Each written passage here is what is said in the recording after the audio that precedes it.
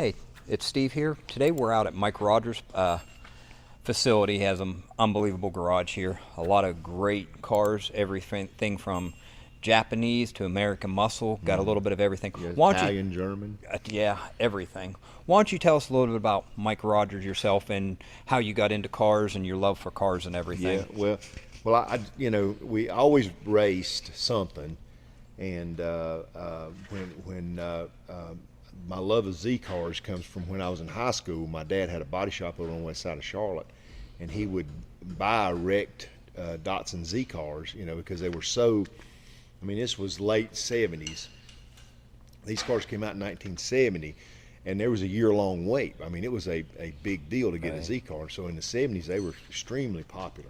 So he would buy wrecked Z cars and rebuild them and sell them. And at the time, you didn't have to have a salvage title. If you rebuild a car, you basically bought it wrecked, rebuild it, inspector come out and inspect it, and they give you a good title. And he, like I said, he made a good living doing that. And I was my senior in high school, and I would go and work at his shop. I'd get out of school at noon. I'd work at his shop till 5. I'd go out to UPS and work till 10, and then and I did that every day. And Right. that was who I was, and so I just loved old cars, loved working on them, and like I said, just have always believed that. And really, you asked me one time when I start collecting. I kind of always collected. I've always had something. And the interesting thing about the collector cars now is, in my mind, they're becoming truly an asset class. Right. Because you think about stocks, bonds, real estate, anything you want. You can liquidate this room. It'd take you about a week, but you get it done. Yeah. You go through an auction. You get somebody to come down here. They'll value everything, guarantee you X number of dollars when you leave the auction, and anything over, they split it with you. And so there's a lot of people doing that now. In fact, Right. if you looked at Kissimmee with Meekum in January, there was 38 different collections on there for sale. Wow. In fact, that red GT500 came out of one of the collections out of Texas. And but they are truly an asset class. So I told my wife when we started collecting, I said, think about everything in here as a CD. Yeah. When we need the money, we'll part ourselves of it. Yeah. And I said, hopefully it'll be a while before we need the money, but if we ever do, it's there to be done. Yeah. And it's something you can leave to your kids. And right now, things are just going insane. As far as The market is just, incredible. it's right now is not exactly the time you want to buy and hold, but Yeah. right now is if you have something to sell, you could get a lot. Well, you can get a lot for it, and the thing about it is that there isn't any barn finds anymore. Everybody Right. knows everything. Hell, if it's got 3 inches of dust on it, it's worth actually more than Yeah. if it's cleaned up and beautiful. Yeah. And so it's interesting. So when you started collecting, we know with the Datsuns, were the Datsuns some of the first ones that you had? No. Actually, my first collector car was that black GT500. Now, I always had real nice cars there, but the first collector car I had was that right there. In '07, when Shelby went back to Ford, they decided that they would. He would build another Mustang because they built a retro look of the old Mustang, so I wanted one so bad, and you couldn't get them. They were $30,000-$40,000 over list. Yep. And so one day, I had Killingsworth, and we had at the end we had 165 Beagle. I don't remember how many we had in '07, but guys from Dale Jarrett Ford walked in to my office and said, we want you to start selling your trucks. I said, okay, that's cool. I said, you give me a great deal. And at the time, we were buying the Ford trucks from Young Ford up in North Charlotte. And I said, I can tell you exactly how to get my business. He said, all right. I said, I want a '07 GT500 convertible, but I want you to sell it to me at MSRP. And they're like, oh no, that can't happen. We're getting $40,000 over the list for those things, and and we can't do it. And I said, you came in here wanting my business. That's what it's going to take. So he left. So I immediately called Young Ford and told them the same thing. And of course, no, them cars are gone. Every one of them spoke for. We can't do that. Can't get you on the list. I said, okay. The next day, the Dale Garrett guys came back, and they had a general manager there named Kirk Stump. He was a partner with Dale Jarrett, and he said they called Ford, and they'll build us one more car. What color do you want? Wow. And I said, you got to be kidding me. And he said, no. He said, we're going to sell it to you at MSRP. So I said, I want black with silver stripes. So I got the car, and it was crazy because it took a month or so to get come in over there. So we went over there to get it on Saturday morning, me and a buddy, and the general manager came to me. He said, man, please get that thing out of here. He said, we have turned down so many people trying to buy that car. And so I had about a month, and Shelby had put out that poster right there showing that car, the GT500, and what they would do if you sent them the stock car back, then they would make it like that. And basically it's a ton of carbon fiber, stripes over the top, which the convertibles didn't have. They did a set of razor wheels on it, and so that it was a 500 horsepower car, and they converted it to 600 horsepower. Well, we got it back, and of course 600 ain't enough, as you well know. We're here today. Yep. But we got it back, and a buddy of mine down at Carowinds has a chassis dyno down there, and we didn't want to mess with the top pulley because it's too obvious. Right. But we put a smaller bottom pulley on it, and it makes 638 at the rear wheels. Wow. Yeah. So I think it's got maybe 1,800 miles on it. But that was my first collector car, and I've had it for a long time. So that's one of your longest 10-year ones you've had? Yeah, I would say that has to be the longest one. So you go from, we got quite a bit of Fords, some incredible Cobras, a Shelby, then you have the Ford GT, you have the Ferrari, the Porsche, the Jaguar. Now the Porsche is one that I remember because that was one you had on the rally with us last year. Right. And seeing you take off down the airport and scaring your wife a little bit.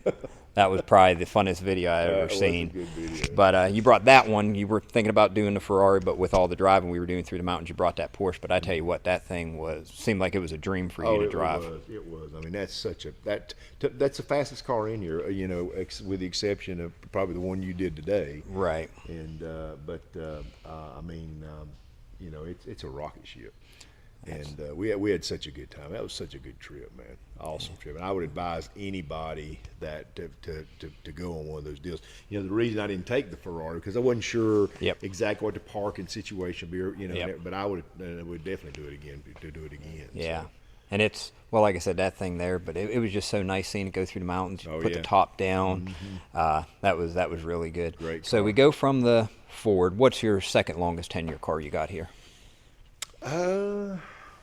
I would say probably the orange 280Z up there on top. My wife and I, when we first got married, my dad had, like I said, had a little body shop at the time. He had moved over to a place on Wilson Boulevard, and he was redoing an orange 1978 Datsun 280Z. And I was going over and helping him, but I wanted that car so bad. But I was freshly divorced. My first wife had ruined my credit. I had absolutely no money, and my current wife, who I was living with at the time, we both worked for Bell South. We both were in the Yellow Pages for Bell, sold Yellow Pages ads for Bell South, and so I come home one day and I said, honey, I said, Dad's got this little orange 280Z over there. I said, it's spectacular. I said, I ain't got no money, but I said, if you go down to the credit union and borrow $5,000, that'd be the first thing we bought together. and believe it or not, all of her family and all of her friends told her, you're a nut because he's going to rip you off, blah blah blah. So she bought the car, and we drove it to Pensacola, and like a dummy down there, I traded it for a boat, a little speed boat, piece of crap boat, and should have kept the car. So anyhow, I turned 50. And we had been married 23 years by then, and so I was all cantankerous about getting old, And so my wife says, well, you know, she had sent, her and a friend of ours had sent me and her husband out to Barrett Jackson in Scottsdale a couple of years before. She said, let's go back and go do Barrett Jackson. I said, oh, Barrett Jackson. So anyhow, I'm looking through to see what the cars are selling. The second car to sell on Tuesday morning, which Tuesday's a great day because you can actually get a deal out there. Very few deals out there, but you can get a deal in the middle of the week. 40,000 mile original 1978 orange, and our first car was orange. Okay, so and here it was on our 23rd anniversary, and I just turned 50 on December 20th, our anniversary on 31st. So I'm looking through my iPad. This car comes up, and I start figuring. I said, "Oh my God, honey, you got to come look at this on our 23rd anniversary. All your friends told you you're idiots for even marrying me or for even doing business with me." And I said, "Here's the exact same car for sale." I said, "We got to get on an airplane. We got to fly out there. We got to buy it. We got to drive it home." She said, "Scott said, she said, you're crazy." So we bought the plane. We got out there, and it was sitting under the tent. And I went down and looked at it, and I'm rubbing my fingers all over. I'm trying to find a tape mark. You know, with tape, you have a little line. Yep. No tape marks. That's the original paint. That is almost 50-year-old paint on that car. And, I mean, it is the nicest 280Z in the country. 40,000 original miles. The carpet's not faded. Nothing. It's spectacular. So it was funny because we waited around. They gave us our passes and everything, our bidder pass. We're registered as a bidder. Gave us our bidder pass, and so we're sitting there on Tuesday morning waiting for it to come across. My wife looks at me and she goes, she said, "How much you gonna give for that thing?" And I said, $12,000. So I said, $12,000 to buy it. It rolled up about another foot, and I said, $13,000. I'm gonna go 13. Roll up about another foot. It's coming around the corner, getting ready to go up on stage. I said, $14,000. I said, but don't let me spend a dime over $14,000. So about that time, I've been wearing my bidder badge for a week. Well, my birthday's on December 28th, and Debbie's on January 3rd. So about every pin code we've got in some way, shape, or form is around our birthdays, right? So just 2 seconds before it goes up, the bidding starts, or up 2 minutes. I looked down my bidder pass. My damn bidder number was 2803. In fact, the Barrett Jackson bidder pass is hanging right up there in the rearview mirror. Really? Yeah. And so I took a picture of it and sent it to my son, who's in Charlotte, and he's like, "Oh my God, Dad, you got to buy that thing. That's crazy." And so I think I paid $18,000, which was way more than I was going to spend. But it's worth probably 70 or 80 now. Oh yeah. But that was probably my second collector car. Yeah. Now the Skyline here, of course, that's a historic car. Yeah. That one is just immaculate, left-hand drive, everything. I mean, that's all they made them with. But how long have you had that one? 4 or 5 years. JDM Classics, JDM Legends, the TV show. They're the one that redid that car. Okay. Now it's not it's a tribute car. Okay. Because it's a Nissan Skyline was the car in Japan. Right. But they put the spoilers on it and the big wheels and everything, and made it kind of like a tribute to the actual GTR. Right. And it's got like a 2-liter engine in it, but it's carbureted and it's a cool car.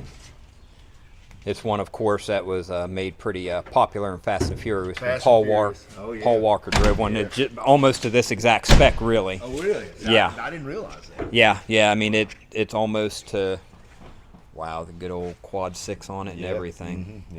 Yep.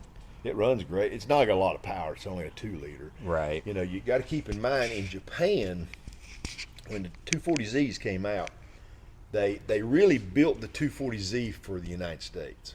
They put them in different places around Canada and different countries, but primarily the United States. But they had a rule. So keep in mind, in 1970, that was only 25 years after the atomic bomb. So Japan was still rebuilding, and their auto industry was good, but it wasn't great. And so they came out with the 240Z, and that's why it was. And they sold it in the United States for 30. You could buy that car brand new for $3,500. Yeah. You know, and it would outrun a Porsche 911. Yeah. You know, I mean, it was a stout handling car. wise and everything. Great Yeah. handling. And so, but in Japan, because they had been rebuilding since the atomic bomb in '45, they had a national regulation that you could not build a car and sell in Japan over 2 liters. It had to stay under 2 liters. So hence the reason that the GTRs were 2 liters, and even the 432 over there. I mean, that's got the motor in it that the GTR had, but they took the motor out of the GTR and put it in the Z car to race it, you know, to homologate it to race it. And but they couldn't, because they couldn't use the 240. Now, it made just a tick more horsepower than the stock 240, but the 2.4 liters in the United States, they could sell them all day. All day, right? Yeah, but the 432s, you know, that's what makes that such a special car. Well, let's work our way over to that, because that is just, most Nissan guys would have fit coming up in here, man. seeing. Yeah, this car, you know, I found this car in the height of COVID in January of 2020. I'm always looking through different sites for sale, and this car, but this car, Wow. you know, I'm always looking for cars for sale just out of curiosity. And so I go to Hemmings. You know, Hemmings is terrible about cars listed for sale, because they'll sell them and they never take them off the listings. Right. So this car was on Hemmings for sale in London, and so I'm like, and that one had like this had just sold for 258,000 like 3 or 4 years before. Guys wanting 200 for this one, and I'm thinking, there's no way that car's still there. So I sent him an email, and he emails me back about 15 minutes. He said, "Yeah, I still got it. What you want to know about it?" So I made a friend with this guy in Scotland. He lived in Scotland and worked in London, and but he was selling the car because he was restoring a Bugatti, and he had found the original motor for the Bugatti, so he had to liquidate something to buy that motor. So so he sold me the car. So, but we shipped it from London over to here in the height of COVID. That little trailer out here, I sent a guy to pick it up at the port in Savannah. We brought it up here. My wife made me leave it in the trailer for 14 days. She wouldn't let me touch it. She said, "It's got to be contaminated." I said, "No, I said, it'll be fine." But it's a cool car. I mean, it's a really rare. Now, they only made 200 of these in 1970. 420 over from 69 to 73. And this here says 1 of 6 in the 1 of U.S. 6 in the U.S. and that's according to Haggerty. Yeah. Wow. And they would know. Yeah, they are the leader in that. So Yeah. So, that is just unbelievable. yeah, it's a neat piece. This car here, Steve, is in 1996. They had decided they were going to drop. Well, they were going to from a 300ZX to a 350Z, and they thought they had it ready and it was going to be on the market within 2 years. So they quit building the 300ZX. Well, they commemorated the last 300 to come to the U.S., and I've actually got number 297 right over there. Really? Yeah, and so when they stopped bringing, they wanted to keep the Z car name alive. So the folks at Nissan went to the Southwest United States, found all the unrusty Z cars they could find, which wasn't many because they're terrible to rust. And so they would bring them back. Then they took all the spare parts that they had in their warehouses in Japan, shipped them to the United States, and restored 37 cars. And the only reason they did 37 because they lost their ass on their one, because it's $100,000 to restore it. And they put them in Nissan showrooms and sold them brand new with 12,000 mile warranties on them. So they had to. So yeah, so they jumped around and just did 37. So it's called a VZ, vintage Z car, and there's only 37 of them around, and that's one of them. I remember whenever I was a kid, and I remember reading, I believe it was in Road and Track or one of the Car and Driver, one of the magazines. I remember whenever they did because they had the It was a big the deal. design. Yeah, I remember actually reading about that whenever I was a kid, thinking, oh my God, because I was at that time, that was mid '80s, so I was 12, 13 years old, and loved cars. But I do remember reading that because they had the gentleman that designed the 280s and all that, and they had about the whole pedigree and that, and about and I never thought I'd actually get to see one, and that is just incredible to actually see it. So I'll tell you the interesting thing about this red car here next to it. They came out with Z's in 1970, so in 1980, naturally they wanted to build a 10th anniversary car. And so they built 3,000 10th anniversary Z cars. They built 2,500 black and gold cars and ran a big ad campaign for them. And then they built 500 red and black ones. Well, everybody always wondered why 2,500 of one and only 500 of the other. Well, the reason was because, and we didn't find this out till we found this car. The reason is they had 1,250 dealers in the U.S., so every dealer got 2 of the black and gold ones. Then the top 500 dealers got the red and black ones. So this car there's a Nissan dealer, Chevrolet Nissan dealer in Baton Rouge, Louisiana, and he gets a red and black one. Well, he was so excited because it wasn't a car to him; it was a trophy. right. So basically, he shoves it in a warehouse, puts a cover over it. The Nissan dealer maintained. They put a new radiator in it because the radiator rotted out. But the car sat there for 40 years. 40 years. 40 years. So and he never would sell it. I mean, he owned everything. He never sold, but he died, and his son gave it to his son. Well, his son decided to sell it. They were taking it to Barrett Jackson to sell it at Barrett Jackson, and I called them before they got to Arizona. But the car's got 12 miles on it. 12 miles. 12 miles. 42-year-old 12-mile car. Original paint, everything. Everything's original. Even the stickers. Got the stickers. Even got the window stickers. Yeah. That is just. It's the lowest mile Datsun on the planet. Wow. So keep in mind, Nissan quit calling them Datsun because they basically came to the U.S. and they were really scared that they would fail in the U.S. So they did whatever they could to be successful. So Nissan to them sounded too Japanese, and really you're only 25 years past the atomic bomb. There's a boatload of baby boomers that would never buy anything out of Japan. So that's why they changed back to Nissan. And we took this thing out to check this out. It's still got the tag on the rear view mirror that shows when the cars came in. They put the tag on there that would tell them what it was. When it's set in the warehouse. It still has the PDI that normally when they were done they would take a little kerosene rag or something and wipe that off. But it's still got the PDI, and we've still got the PDI report in the documentation from Nissan. The guy basically just took the car, stuffed it away. Didn't dealer prep it, nothing. It went in a warehouse, cover over it, sat there for 40 years. It runs and drives like a brand new one. Man, that is unbelievable. That's a unicorn. Kind of gives you the chills thinking about it because that's just something that you rarely see. It's the lowest mile Datsun on the planet. That is just incredible. Yeah, it's a special piece.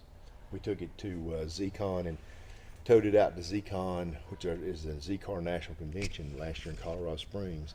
It missed gold by 3 points. I mean, which was a farce to me. They should have gave it to it.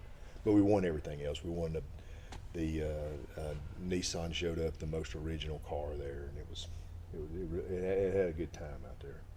Really. And that's just something to be able for a lot of people don't understand or wouldn't appreciate it. Once you hear the whole story behind it, that was something I didn't know about I knew the gold and black ones. I've seen them before, but I never knew about the red with the black. So. Even most of the Z-Car people didn't know that. And there's a guy named Jim Frederick, and Carl Beck. They said that's not true. But we've got a letter back there from the son of the Nissan dealer saying that's why we got the car, because we were top 500 dealer. Right. That's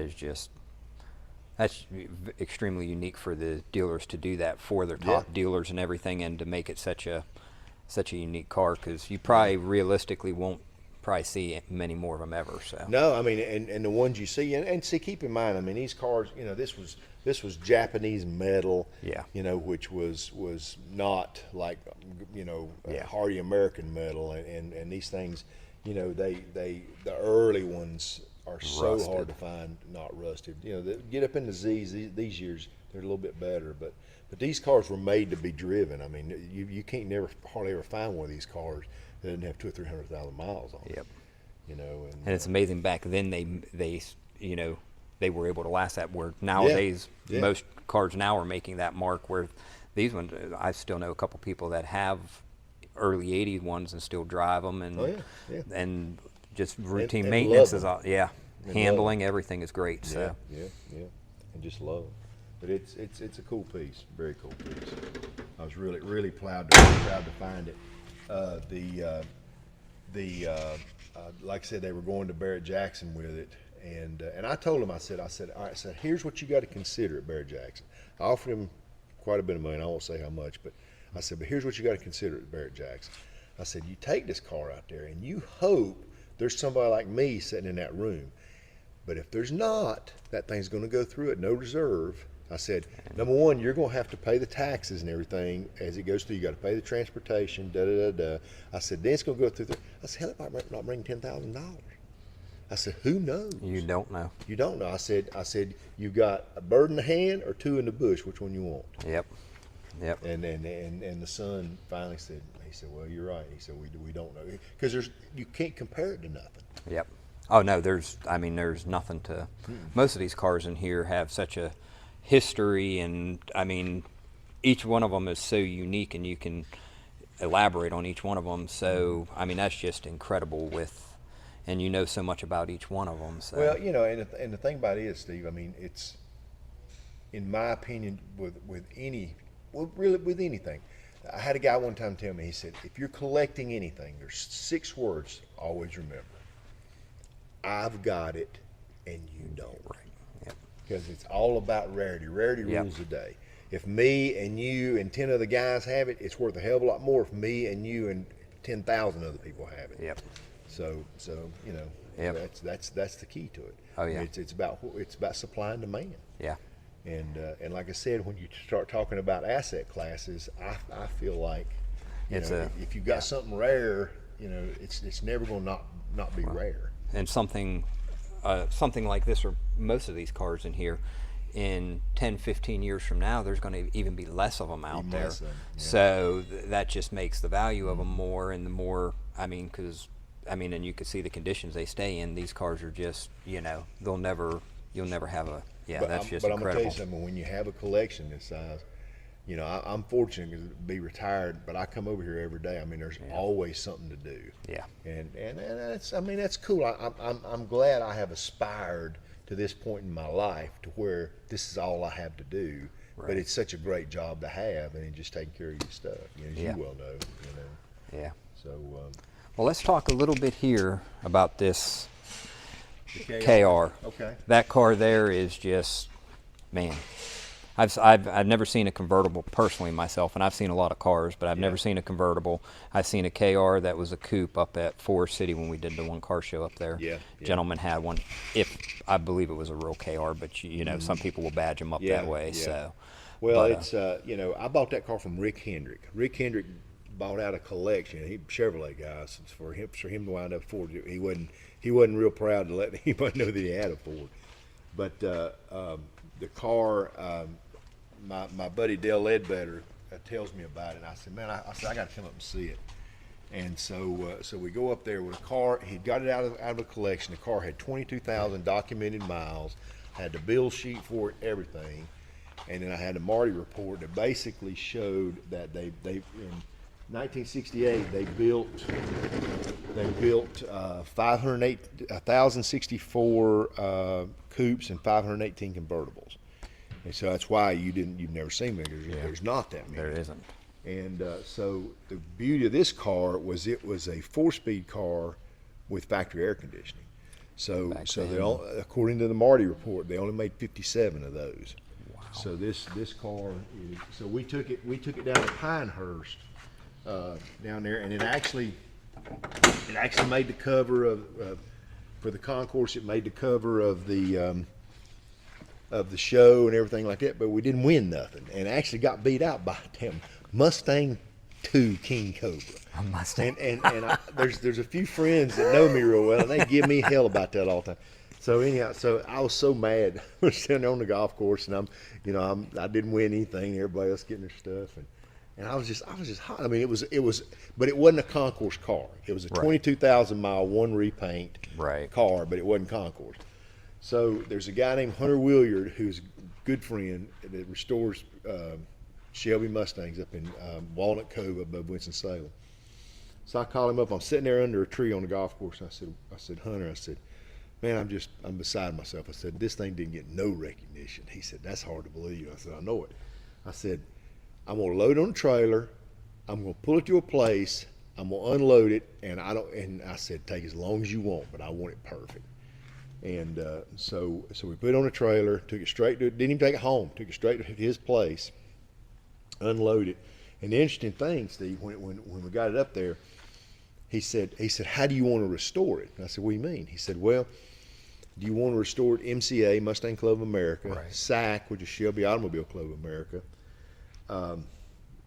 Shelby American Automobile Club, and or do you want it concourse? And I said, well, let me think about that a minute. I said, if it's MCA, I'm going to go and see a bunch of Mustangs. Yep. Okay.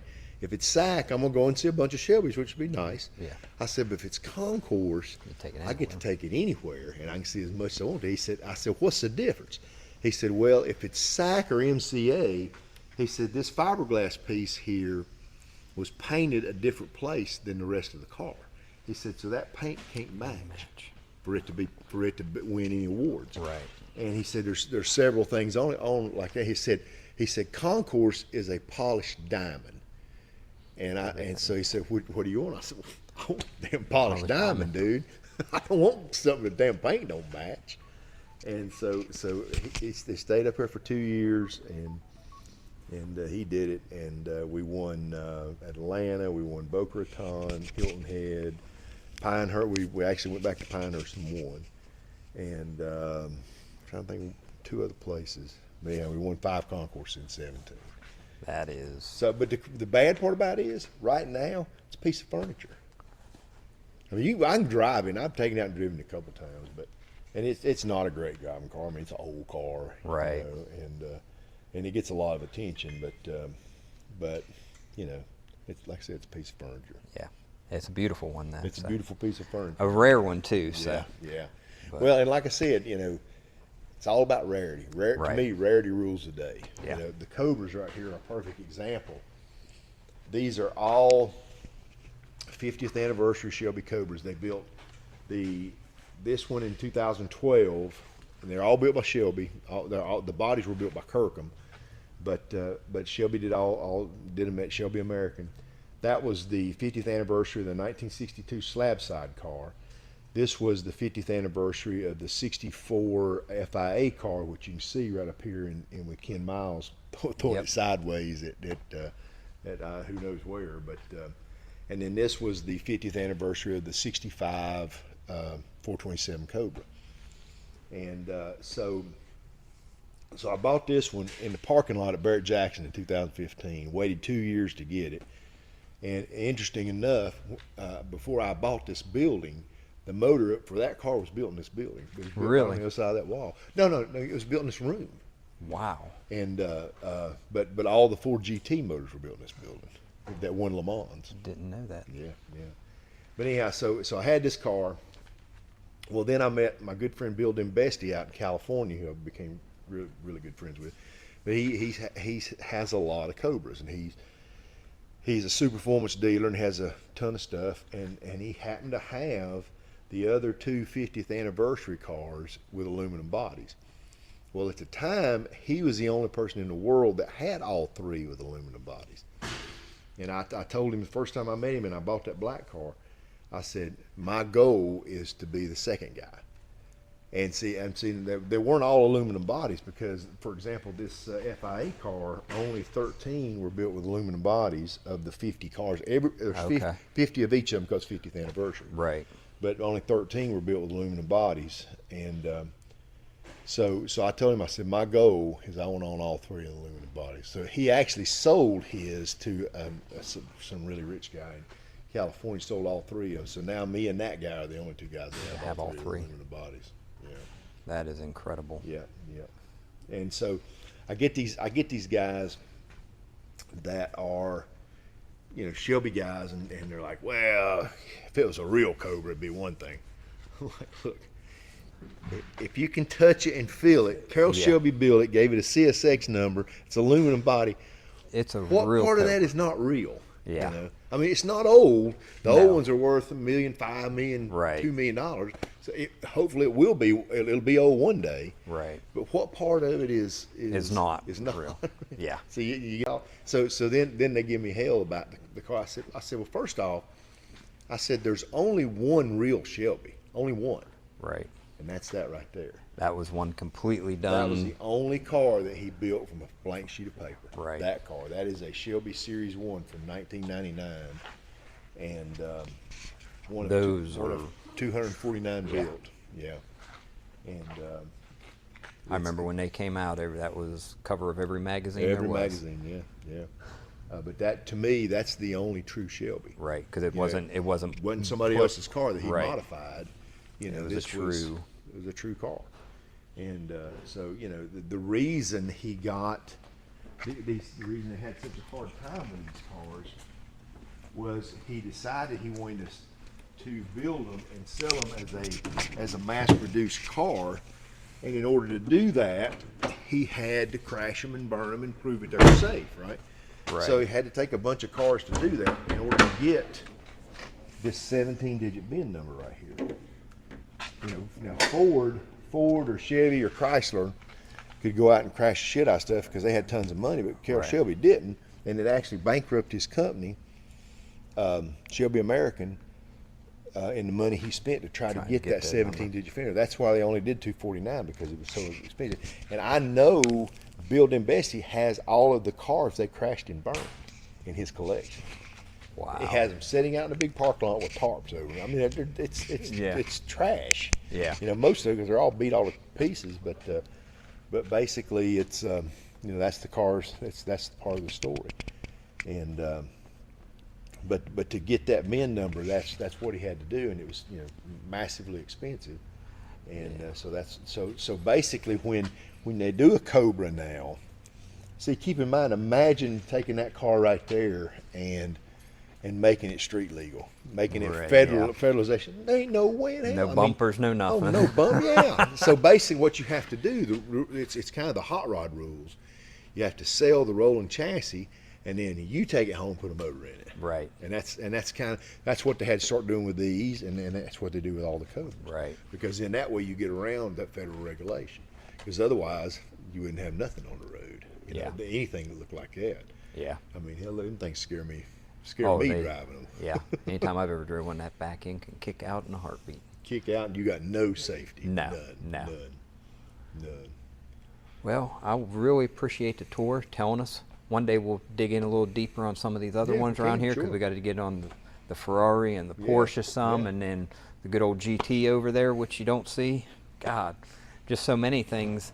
And I definitely want to talk about the Fairlane there, the Fair Lady that has the modern motor. That's just a modern car, but has the old classic look. Yeah.